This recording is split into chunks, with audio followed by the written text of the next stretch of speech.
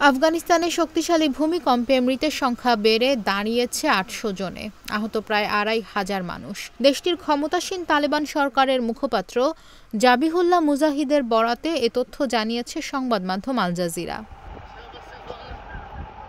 আজ সোমবার এক সংবাদ সম্মেলনে তালেবান সরকারের মুখপাত্র জাবিহুল্লাহ মুজাহিদ বলেন, ভূমিকম্পে অন্তত ৮০০ জন মারা গেছে। মৃতের সংখ্যা আরও বাড়তে পারে, আহতের সংখ্যা প্রায় ২৫০০। তালেবান স্বরাষ্ট্র মন্ত্রণালয় জানিয়েছে, দেশের পূর্বাঞ্চলে স্থানীয় সময় গতকাল রোববার রাত ১১টা ৪৭ এই ভূমিকম্প হয়। ভূমিকম্পে সবচেয়ে ক্ষতিগ্রস্ত হয়েছে কুনার প্রদেশ। নানগারহার ও লাঘমান প্রদেশও ক্ষতিগ্রস্ত হয়েছে। ক্ষতিগ্রস্ত এলাকায় উদ্ধার অভিযান চলছে এবং কেন্দ্রীয় সরকার সর্বোচ্চ চেষ্টা করছে।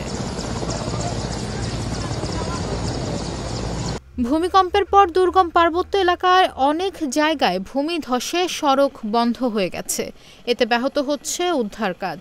আকাশপথে উদ্ধার অভিযান চালাতে সহায়তা দিতে সংশ্লিষ্ট আন্তর্জাতিক সহায়তা সংগঠনগুলোর প্রতি আহ্বান জানিয়েছেন তালেবান সরকারের কর্মকর্তারা।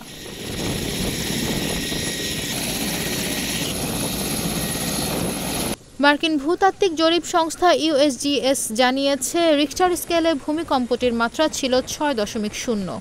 এর উৎপত্তিস্থল ছিল নানগারহার প্রদেশের জালালাবাদের পূর্ব উত্তর পূর্বে ২৭ কিলোমিটার দূরে এবং ভূগর্ভের ৮ কিলোমিটার গভীরে। ভূমিকম্পের পর একই এলাকায় আরও দুটি আফটারশক হয়, যার মাত্রা ছিল ৫.২।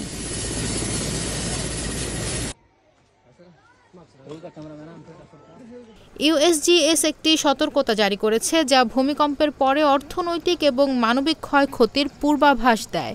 আঞ্চলিক বা জাতীয় পর্যায়ে পদক্ষেপ প্রয়োজন বলে উল্লেখ করে সংস্থাটি।